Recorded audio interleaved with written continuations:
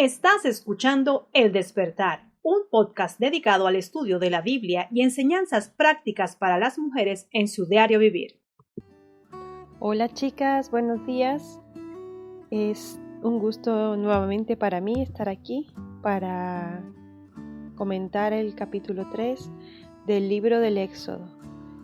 En los capítulos anteriores, como ya habíamos visto, hablábamos sobre qué le pasó al pueblo de Israel después de José y al hombre de Moisés en su aparición. ¿Quién era Moisés? ¿Qué hizo en sus primeros años de vida? ¿Y dónde estaba él?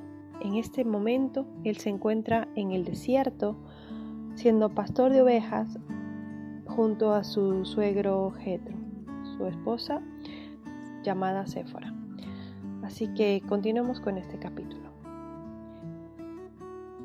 La zarza que ardía. Y apacentando Moisés las ovejas de Jetro, su suegro, sacerdote de Madián, llevó las ovejas al otro lado del desierto, y vino a Horeb, monte de Dios. Y se le acercó el ángel de Jehová, en una llama de fuego en medio de una zarza. Y él miró y vio la zarza, y vio que la zarza ardía en fuego, y la zarza no se consumía. Entonces Moisés dijo: Iré yo ahora, y veré esta gran visión, por qué causa la zarza no se quema. Y viendo el Señor que iba a ver, lo llamó Dios en medio de la zarza y dijo: Moisés, Moisés. Y él respondió: heme aquí. Y él dijo: no te acerques aquí, quita tus sandalias de tus pies, porque el lugar donde pisas, tierra santa es. Y dijo: yo soy el Dios de tu padre, Dios de Abraham, Dios de Isaac, Dios de Jacob. Entonces Moisés cubrió su rostro porque tuvo miedo de mirar a Dios. Hasta aquí los versículos del 1 al 6. Explicamos. Por 40 años, Moisés vivió como un pastor oculto en el desierto de Madián.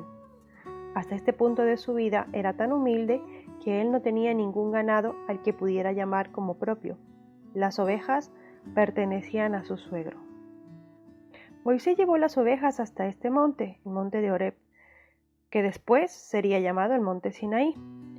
Horeb probablemente significa desierto o desolación, y dicho nombre nos da una idea de cómo era el terreno, totalmente desierto. Lo que le llamó la atención a Moisés fue la zarza que ardía. Era algo inusual que estaba sucediendo y él no tenía más que pensar: ¿qué hace esa zarza ardiendo? Pero no solamente es que no ardía, porque probablemente, quizás por las altas temperaturas del desierto, puede que sí se den plantas que ardan, pero esta zarza en concreto tenía dos puntos característicos. Primero, el ángel de Jehová estaba en medio de ella. Y segundo, la zarza ardía, pero no se consumía. Cuando hablamos del ángel de Jehová, estamos hablando ciertamente de una de las apariciones de Jesús en el Antiguo Testamento. La zarza que ardía y no se consumía fue una atracción magnética para Moisés y la trajo para examinarla de cerca. Realmente estaba atónito con toda esta situación. Así que al acercarse, poco a poco, el ángel de Jehová vio que Moisés seguía con esa curiosidad. ¿Y qué hizo el ángel de Jehová? Le dijo: Moisés, Moisés, detente. Las primeras palabras de Dios para Moisés fue llamarle por su nombre. Esto muestra que a pesar de que Moisés era un pastor solitario y olvidado detrás del desierto, Dios sabía quién era él. Moisés era importante para Dios. La doble llamada, Moisés, Moisés, implica importancia y urgencia, como cuando Dios llamó a Abraham, Abraham, en Génesis 22:11, o a Samuel, Samuel en 1 Samuel 3:10.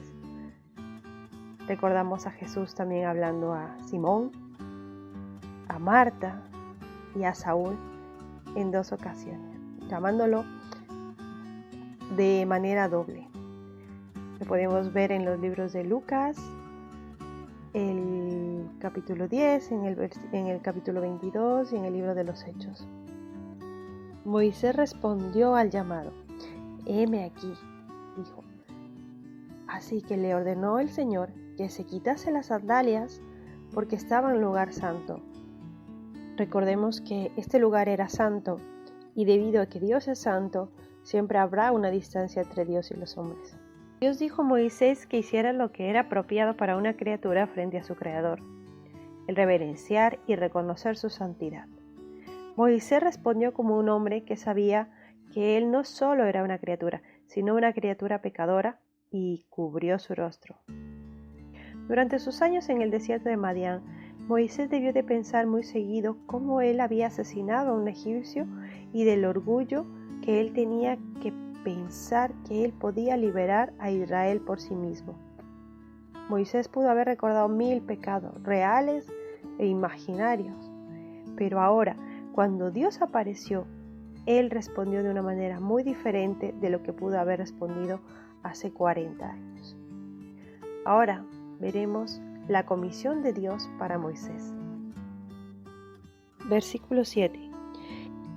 Y dijo el Señor: Bien he visto la aflicción de mi pueblo que está en Egipto, y he oído su clamor a causa de sus exactores, pues tengo conocidas sus angustias, y he descendido para librarlos de mano de los egipcios, y para sacarlos de aquella tierra a una tierra buena y ancha, a tierra que fluye leche y miel, a los lugares del cananeo, del hitita, del amorreo, del fereceo, del heveo y del jebuseo.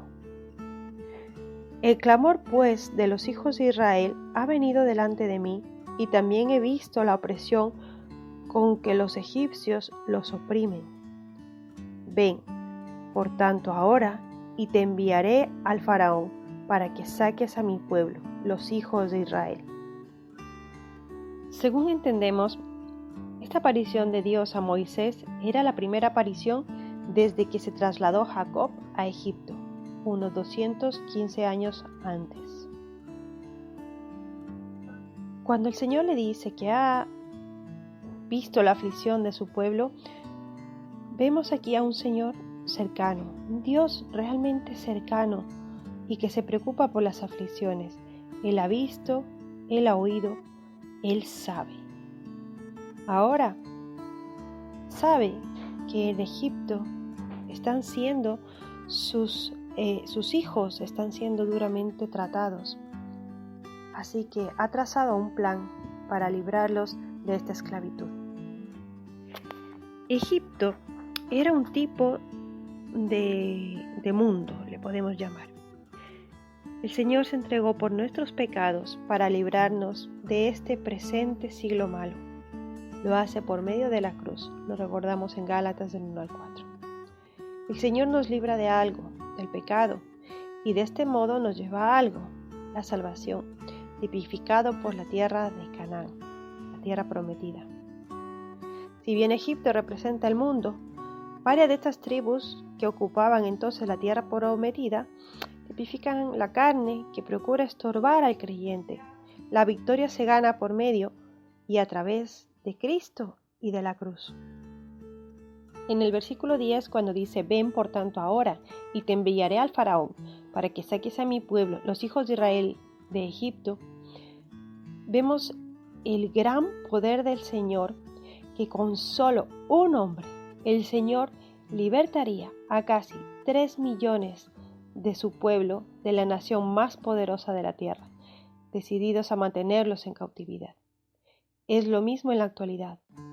Todo lo que necesita el Señor es un hombre o una mujer dispuestos a predicar su palabra y llevar a cabo la liberación.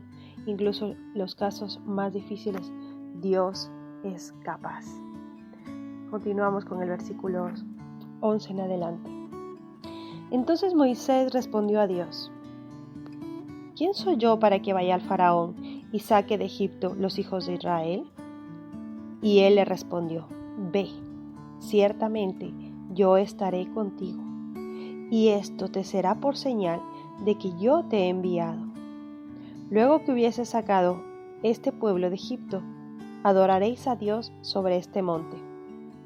Y dijo Moisés a Dios: He aquí, si yo voy a los hijos de Israel y les digo: El Dios de vuestros padres me ha enviado a vosotros, si ellos me preguntaren: ¿cuál es su nombre? ¿Qué les responderé? Y respondió Dios a Moisés: Yo soy el que soy. Y dijo: Así dirás a los hijos de Israel: Yo soy, me ha enviado a vosotros. Y dijo más Dios a Moisés: Así dirás a los hijos de Israel: Jehová, el Dios de vuestros padres, el Dios de Abraham, Dios de Isaac y Dios de Jacob, me ha enviado a vosotros. Este es mi nombre para siempre. Este es mi memorial por todas las generaciones. 40 años antes, Moisés pensaba que sabía quién era. Él era un príncipe de Egipto y un hebreo, el instrumento de Dios para liberar a Israel. Después de 40 años de perseguir ovejas en el desierto, Moisés ya no tenía la misma seguridad que él alguna vez había tenido. Por eso dice: ¿quién soy yo? Pero la respuesta de Dios estaba intencionada para quitar el enfoque de Moisés en sí mismo y la pusiera en donde debería estar, en Dios. Por lo tanto, Dios nunca le contestó a su pregunta de ¿quién soy yo? En lugar de eso, Él le recuerda a Moisés: yo estaré contigo. La fe no da un paso adelante ni se echa atrás, sino que toma la mano que dice: ciertamente yo estaré contigo. ¡Wow! Solamente el Señor nos puede dar esa seguridad y esa garantía. Sigamos, el corazón humano se llena de preguntas. Por tanto, razona y pregunta cuando la obediencia sin vacilación es la que se debe a Dios. Incluso aún más maravilloso es la gracia que tiene todos los razonamientos y respuestas a todas las preguntas. Para los israelitas, Dios ha sido conocido por los títulos como el Elohim, que significa el Altísimo, o el Shaddai, que significa el Poderoso, o Yahweh, o Jehová, el que existe. Sin embargo, más que otra cosa, estos nombres eran descripciones. El Señor le recuerda a Moisés que para decirle a Israel que Él es el mismo quien habló con los patriarcas, y además que este nombre, yo soy el que soy, será su nombre para siempre. Él no cambia, es el mismo de ayer y de hoy y por los siglos. Continuamos, versículo 16. Ve y convoca a los ancianos de Israel y diles: Jehová, el Dios de vuestros padres, el Dios de Abraham, de Isaac y de Jacob, me apareció diciendo: de cierto os he visitado y visto lo que se os hace en Egipto, y he dicho: yo os sacaré de la aflicción de Egipto a la tierra del cananeo y del hitita y del amorreo y del fereceo y del heveo y del jebuseo, a una tierra que fluye leche y miel. Y oirán tu voz, e irás tú y los ancianos de Israel al rey de Egipto, y les diréis: Jehová, el Dios de los hebreos, nos ha encontrado, por tanto nosotros iremos ahora camino de 3 días por el desierto, para que sacrifiquemos al Señor nuestro Dios. Pero yo sé que el rey de Egipto no os dejará ir, sino por mano fuerte. Pero yo extenderé mi mano y heriré a Egipto con todas mis maravillas que haré en él, y entonces os dejará ir.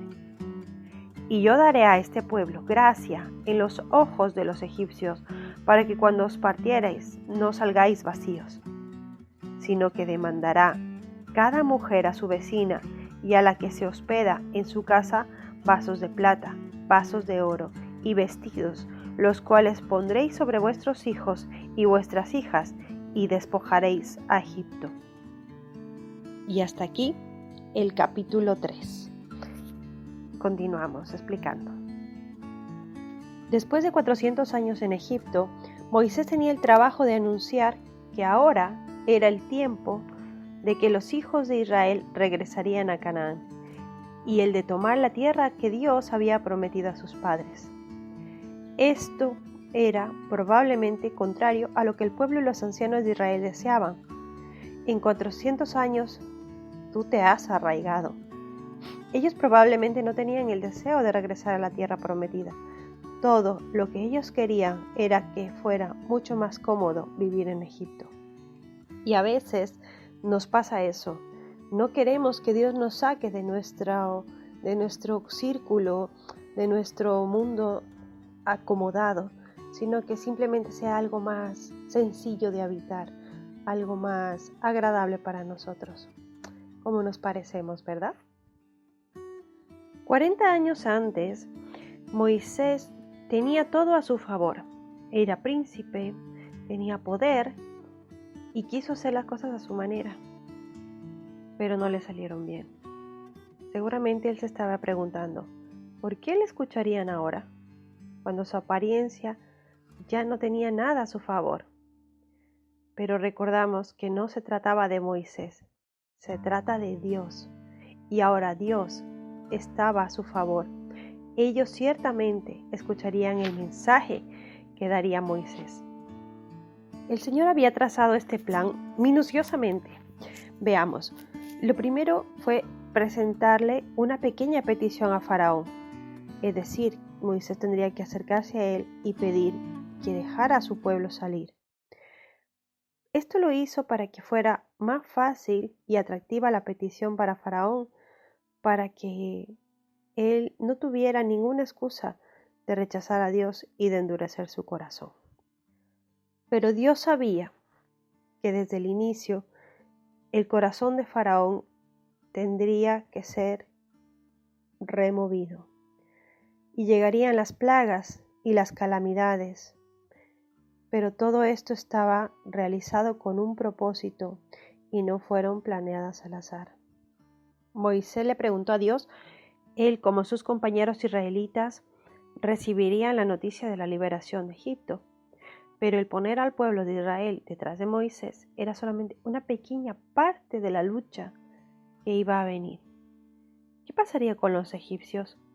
¿Cómo estarían ellos de acuerdo en dejar ir a esta fuerza laboral del país? Sin preguntar, Dios contestó a esta pregunta.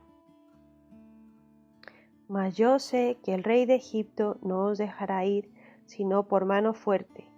Es mejor entendida cómo. Yo estoy seguro de que el rey de Egipto no os dejará ir, excepto por una mano más poderosa. Faraón no lo soltaría fácilmente, así que Dios traería un gran juicio en contra de Egipto para persuadirlo. Y yo os daré gracia para que no os vayáis con las manos vacías. Dios prometió el arreglar las cosas para que no solamente se conmoviera el corazón de Faraón, sino también para mover el corazón del pueblo egipcio, de tal modo que cuando Israel partiera, ellos serían bañados con plata y oro y vestidos.